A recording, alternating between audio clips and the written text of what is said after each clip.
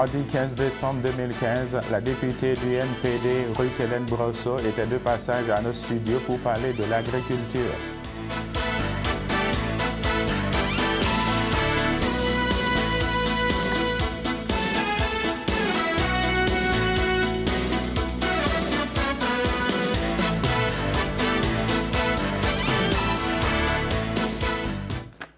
Bonjour à tous, merci de nous rejoindre sur CTRB pour votre bulletin quotidien. Eh bien justement, la ministre de la Justice et ministre responsable de la condition féminine, Mme Stéphanie Vallée, a annulé sa présence au 6 à 8 organisé par le réseau des femmes élues de Lanaudière pour la journée du mercredi 16 décembre 2015. Mme Vallée sera retenue au Québec.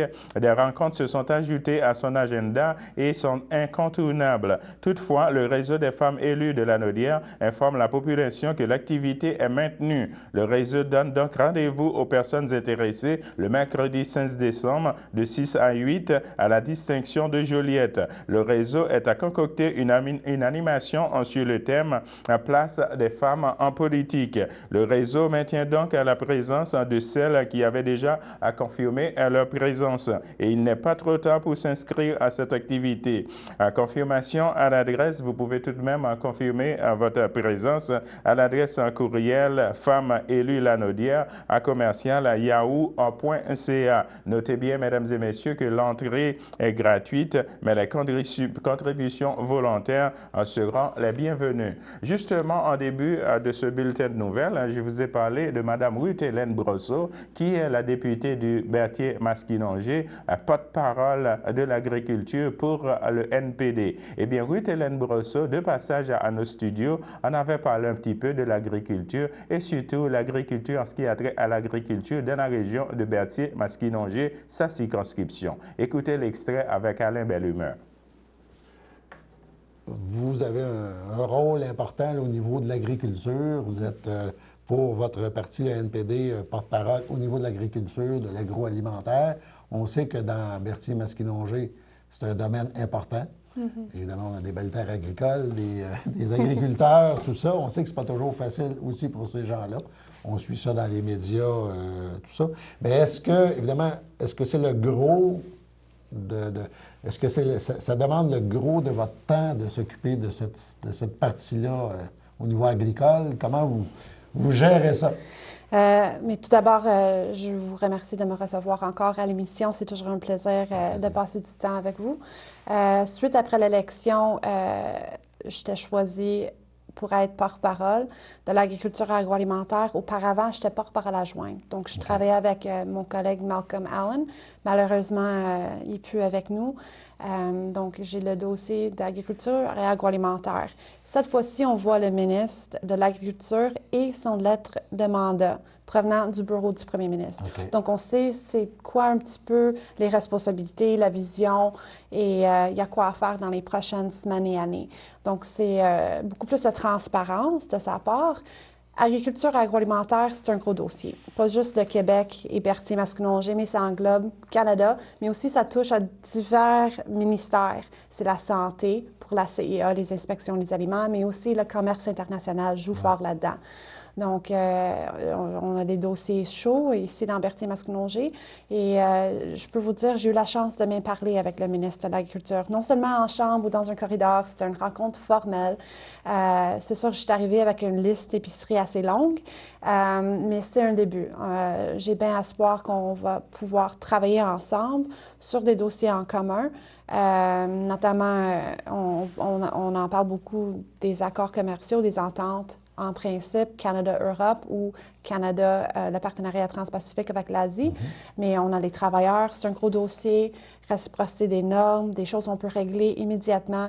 C'est des promesses électorales, mais moi, je veux voir un peu plus le timeline, comment on peut livrer la marchandise. Dans le fond, par rapport aux 4 autres années avant, où c'était difficile de ne serait-ce que parler au ministre de l'Agriculture au niveau fédéral, de votre part, comme on se parlait tantôt, comme vous venez de dire, c'était souvent un petit mot ou deux là, dans le corridor entre deux sons de cloche là, pour rentrer. Je ne suis jamais gênée d'aller parler à un ministre ou un secrétaire parlementaire ou de parler des besoins criants pour les gens de Berthier-Masconnaughey ou les producteurs. Mais cette fois-ci, il y a beaucoup plus de transparence. On voit que les ministres sont plus accessibles. Ils sont dans un esprit de collaboration. J'espère que ça va être moins partisan, qu'on va trouver des terrains d'entente. J'ai hâte de recommencer et reprendre les travaux en chambre vers la fin du mois de janvier. J'espère bien aussi de faire partie du comité permanent de l'agriculture agroalimentaire. On sait que le gouvernement... Un comité avec les différents partis. Exactement. Ça a changé un petit peu auparavant. Parce qu'on faisait partie de l'opposition officielle, on était 3 sur le comité. Okay. On était une centaine de députés NPD. Maintenant, on est réduit à 44. On a 16 nouveaux députés. Maintenant, parce qu'on est 44, on a juste un siège au comité permanent.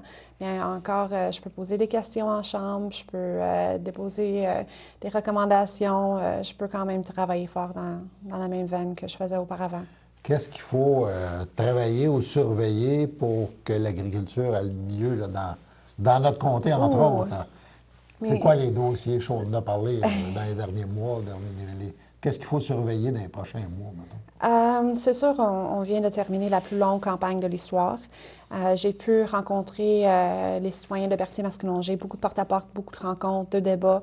Il y a plusieurs dossiers agricoles qu'on peut changer et améliorer au fédéral. C'est sûr, dans les prochaines quelques années à venir, on va avoir Cultivons l'avenir, le refaire encore une fois, s'assurer que les programmes de stabilité fonctionnent pour les producteurs quand ils ont besoin. Mais une affaire criante qu'on peut régler, j'espère, bientôt, c'est tous les protéines laitières qui rentrent aux frontières. On a parlé de ça pendant la campagne. Je pense que tous les partis, sauf le Parti conservateur, s'est engagé à régler le problème. Mais ces produits qui rentrent aux frontières, présentement, c'est des pertes énormes pour nos producteurs. Donc, c'est quelque chose qui peut être réglé, qui va avoir un impact important, positif pour les producteurs de chez nous, dans Berthier-Masconnaughey, au Québec, mais aussi en Ontario et d'autres provinces qui ont des productions laitières soumises à la gestion d'offres. Surtout, évidemment, au Québec, et nous autres, on est touchés aussi, là, mais c'est... Durement touché parce qu'on a vu vraiment dans les 2 ententes en principe, Canada-Europe et Canada, le partenariat transpacifique, pour notre système de gestion de l'offre des producteurs, c'est une brèche. Donc, ça touche directement au portefeuille. Ça sème un peu l'incertitude auprès des producteurs aussi. Surtout, on a une population vieillissante. Donc, ces producteurs-là pensent toujours à l'avenir. Donc, le transfert des fermes, c'est de plus en plus difficile quand l'industrie est incertaine. Donc, il faut travailler avec eux pour faire en sorte que leur avenir est de plus en plus rose et stable. Eh bien, place maintenant aux municipalités environnantes. Eh bien, voici un bilan de la séance régulière de la municipalité de Lanaudet. Tout d'abord, concernant le festival et concours de musique classique de Lanaudière, il a été proposé par la conseillère Nathalie Martin qu'un don de 100 $ sera remis pour la 55e édition du festival concours de la musique classique de Lanaudière. Cette requête a été appuyée par le conseiller Claude Ducharme. Également, qu'un montant de 1 000 $ soit versé au Carrefour Émilie de Lanaudet pour les paniers de Noël à l'occasion de la guignolée de 2015, résolution qui a été adoptée à l'unanimité par tous les conseillers. Également, un montant de 200 $ soit autorisé à notre adhésion à l'organisme Bassin Versant Cara pour l'année de 2016. Aussi qu'un montant de 100 $ soit versé pour l'opération Nez Rouge. Une autre annonce, mesdames et messieurs, pour vous parler maintenant du CABA. C'est aujourd'hui que le public est invité au CABA, un centre d'action bénévolat de Degré, pour un dîner de Noël dès 11h30. Notons que le CABA est situé au 180 rue de Champlain, ici à Berthierville. Alors, vous pouvez toujours communiquer avec le CABA au 450-836-7122, au 450-875-0921. Eh bien, encore une autre petite annonce qui nous vient aussi tout droit du CABA pour vous dire que le CABA tient à offrir au public une tasse de café mocha au chocolat chaud à son effigie qui est de l'ordre qui coûte au moins est dans l'ordre de 10 $ et c'est en vente dans les pharmacies Jean Couty de Berthier et de la Valterie. Encore une autre annonce, mesdames et messieurs, pour vous parler de la poivrerie Roger Gladu qui invite le public à un tournoi de pêche sur glace le 6 février 2016. Le coût du billet, ce sera de 22 $. Pour toute information, vous pouvez toujours communiquer avec la poivrerie Roger Gladu au 450-880-0110 ou visiter le site internet poivrerie Roger gladu.com. Eh bien, justement, on a un article qui nous vient tout droit de la presse canadienne pour vous annoncer qu'une entente de principe entre la CSN et la Société des traversiers du Québec. En effet, la Société des traversiers du Québec, STQ, et le comité syndical du regroupement des traversiers affiliés à la CSN ont conclu lundi en soirée une entente de principe. Celle-ci est annoncée mardi dans un communiqué transmis par la centrale syndicale. Les membres des 3 syndicats du regroupement qui font partie du Front commun intersyndical seront appelés à se prononcer sur cette entente lors des assemblées générales qui se tiendront au cours des semaines prochaines. Cependant, en tant que membres du Front commun, les membres du regroupement demeurent en attente de règlement sur les matières de table centrale, notamment les salaires et le régime de retraite. Le regroupement des traversiers du Québec réunit les syndicats de CSN, des traversiers de Sorel-Tracy et de Saint-Ignace de Loyola, de Québec-Lévis et de Matane et de Baie-Comeau et de Godbout. Ces syndicats représentent près de 200 membres qui occupent principalement les emplois de préposés de passerelles, de quais, caissiers, matelots, gardiens matelots, soudeurs et électriciens. Alors, mesdames et messieurs, on va s'arrêter là pour une petite pause. On riait de toi parce que t'essayais toujours d'attirer l'attention. On t'écœurait, pas des grosses affaires, là, mais tout le temps un petit peu. Ça a duré 3 ans. T'as vidé ton casier, t'as quitté l'école. Tu m'as dit, vous autres, vous avez scrappé mon primaire. Si t'as refait, je te défendrais. J'apprendrai à te connaître. Je t'aurais soutenu, je t'aurais aidé. Si c'était à refaire aujourd'hui, je pense que je serais là pour toi. Le samedi matin, dès 9h30, nos téléspectateurs sont invités au Super Bingo télévisé diffusé de nos studios de Berthierville. Un montant de 600 $ est disponible chaque semaine lors de cette joute de bingo télévisé. Un animateur et 3 bénévoles se succèdent à la caméra de CTRB dans le but de vous faire passer une petite heure agréable et payante le samedi matin. On peut se procurer les cartes de jeu chez les dépositaires autorisés participants à Berthierville, le dépanneur Formule 1, rue Gilles Villeneuve, le marché IGA Extra sur la rue Gabriel Brissette, le dépanneur Gauthier Savard au 480 Montcalm,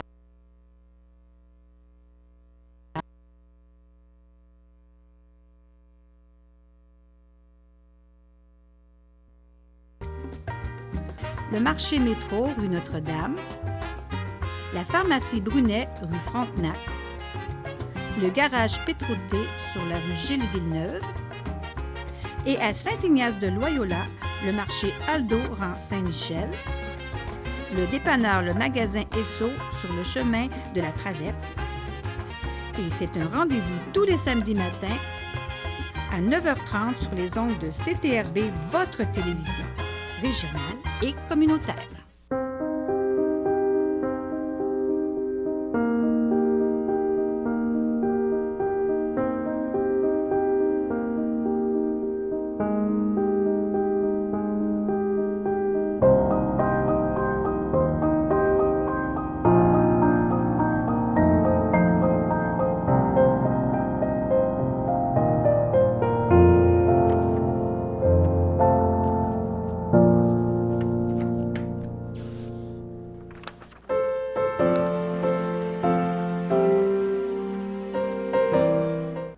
De retour, mesdames et messieurs, pour les anniversaires d'aujourd'hui. Eh bien, justement, la FADOC de l'île du Pas souhaite bonne fête à M. Donald Thibault, à M. Michel Moreau, à M. Jean-Pierre Blais, à M. Wilfrid Lanois et également à Mme Françoise Gervais. Et aussi, l'équipe du Centre d'action bénévolat de Dautrey souhaite également une bonne fête à Mme Viviane Bonnet de Lanoret. Donc, ça, c'était pour les anniversaires d'aujourd'hui. Je vais vous parler parler maintenant du Centre intégré des services sociaux de Lanaudière pour vous dire que les fêtes et les rassemblements familiaux et sociaux approchent. Dans ce contexte, la Direction de la santé publique et des services sociaux de Lanaudière désire vous rappeler les mesures préventives à appliquer afin de réduire les risques de propagation des virus, notamment celui de la grippe et de la gastro-entérite. Se laver les mains régulièrement est un geste simple et efficace pour réduire la propagation des virus.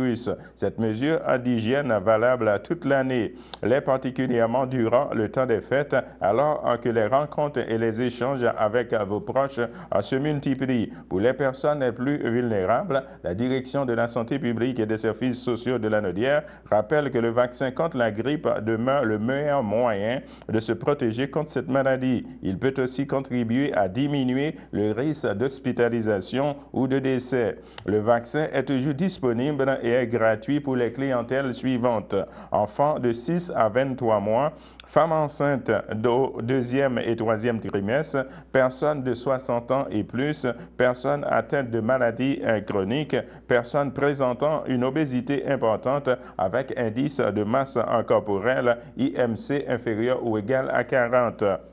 Donc, le vaccin est également offert gratuitement à leur entourage, aux parents de bébés de moins de 6 mois ainsi qu'aux travailleurs de la santé. Eh bien, justement, je vais vous parler d'une autre chose pour vous dire, c'est également aujourd'hui que le Parti québécois, en collaboration avec le député de Berthier, invite le public à un 5 à 7 aux dévolutions situées au 1000 rue Notre-Dame à Lavaltrie le mercredi 16 décembre dès 17h.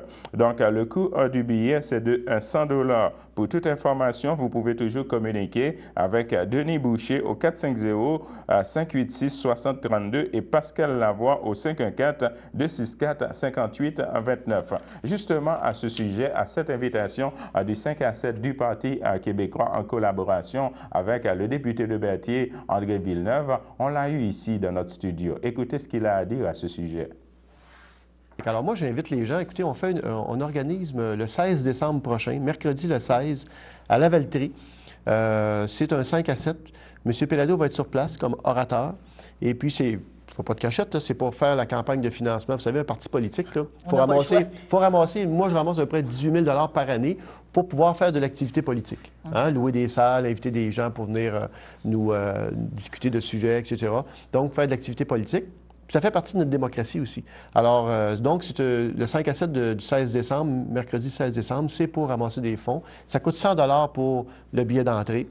Ceux qui sont intéressés, qui pourraient être intéressés à venir entendre M. Pellado, vous pouvez rejoindre M. Denis Boucher au 450-586-6032, donc 450-586-6032. Vous l'appelez, vous lui demandez l'information, puis si jamais ça vous intéresse, ça va lui faire plaisir à Denis de vous réserver un billet. À date, on a une centaine de personnes de confirmées, on devrait être à peu près 150. Je pense que ça va être une soirée très intéressante. Puis je termine en vous disant que là où ça va se passer, à Lavaltrie, c'est l'ancienne Caisse populaire, c'est l'entreprise d'Évolution, une entreprise du 21e siècle, là, style à la Microsoft, là, avec la salle de gym, puis les jeux de bébé-foot, puis les machines à boules, puis tous des îlots à air ouverte.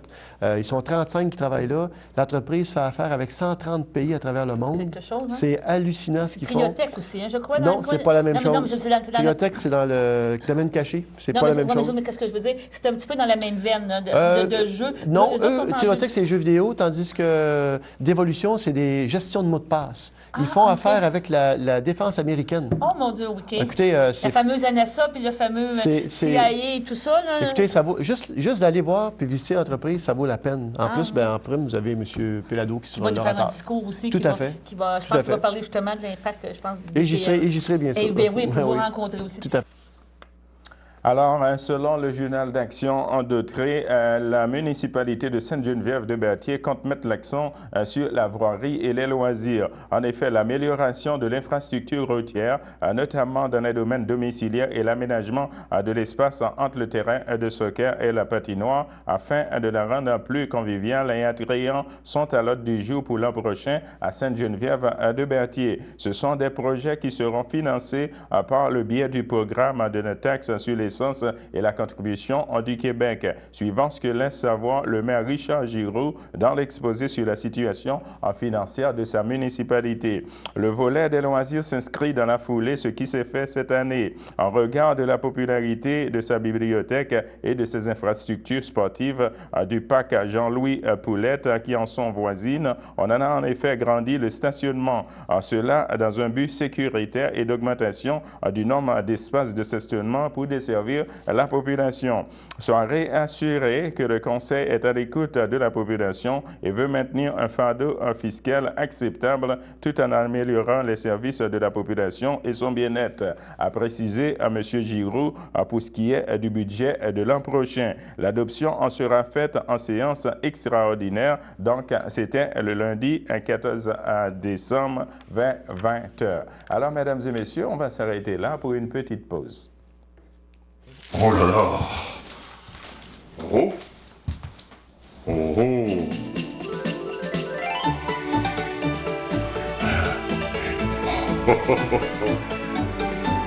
Allô? Allô? Bonjour mes petits lutins, ici tout va très bien. Oh. Père Noël!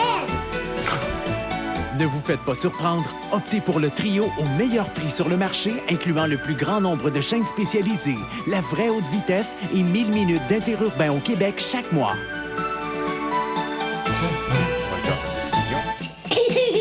Oh, oh. Yeah.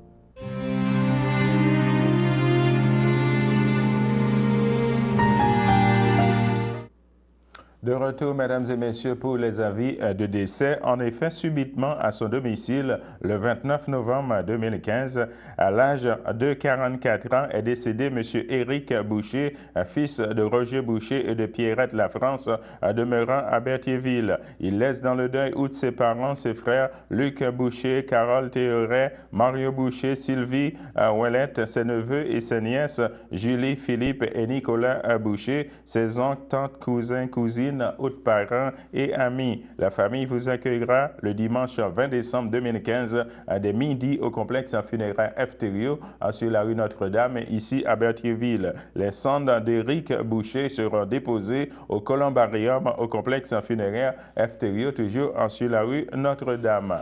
Alors, ça, c'était pour les avis de décès, mesdames, messieurs. Et bien maintenant, je vais vous parler du panier d'épicerie, puisque c'est Noël qui s'en vient, puisque aussi c'est le temps de beaucoup d'achats, puisque aussi c'est le temps de faire beaucoup d'épicerie. Eh bien, le prix du panier de Noël des épiciers canadiens a augmenté de 4,1 % en 2015 et cette tendance pourrait se maintenir l'an prochain, mais de façon plus modérée selon un nouveau rapport de l'Université de Guelph.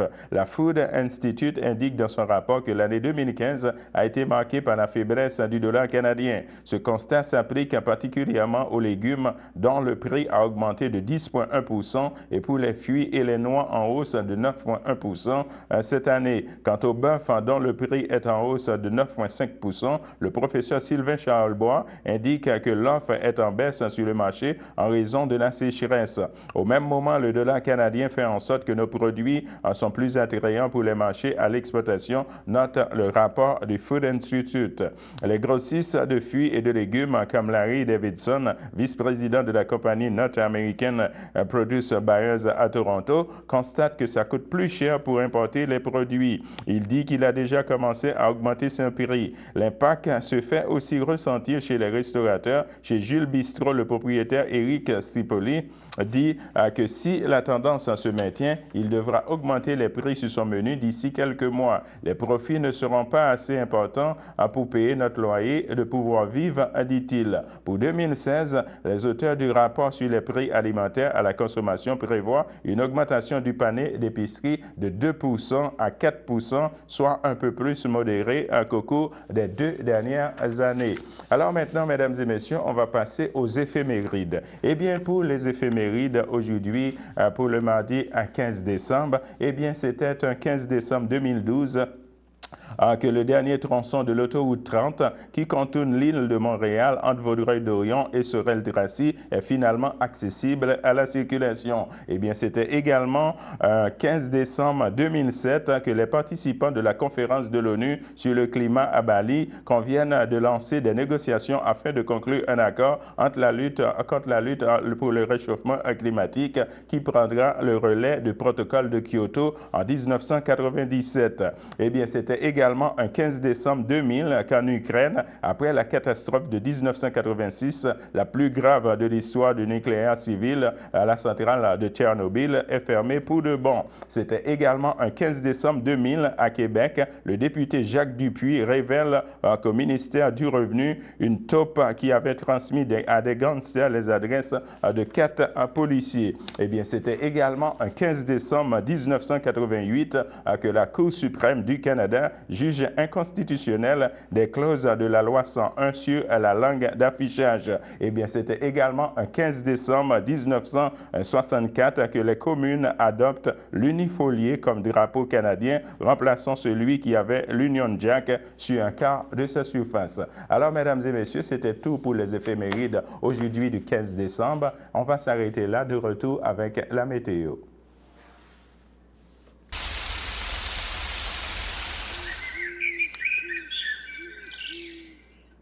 Eh bien, pour la météo, présentement, on a ici, dans le ciel de Berthierville, un ciel avec averses de pluie et un maximum de 2 degrés Celsius et un temps ressenti de moins 2 degrés. Pour ce qui est de mardi dans l'après-midi, on va avoir un ciel nuageux avec averses, un maximum de 3 degrés Celsius et un temps ressenti de moins 1 degré. Pour ce qui est de mardi dans la soirée, on va avoir un ciel nuageux avec éclaircies, un maximum de 1 degré Celsius et un temps ressenti de moins 2 degrés et une probabilité de pluie de 30%. Pour ce qui est de mardi dans la nuit, on va avoir un ciel généralement variable avec un temps ressenti de moins 8 degrés Celsius et un maximum de moins 3 degrés Celsius et une probabilité de pluie de 20%. Pour ce qui est de mercredi dans la matinée, on va avoir un ciel ensoleillé avec passage nuageux, un maximum de moins 2 degrés Celsius et un temps ressenti de moins 6 degrés et une probabilité de pluie de 10%. Alors, mesdames et messieurs, c'est ce qui complète notre bulletin de nouvelles pour CTRB aujourd'hui. Je vous donne rendez-vous demain midi à la même heure. Bonne fin de journée à vous sur notre antenne. Merci.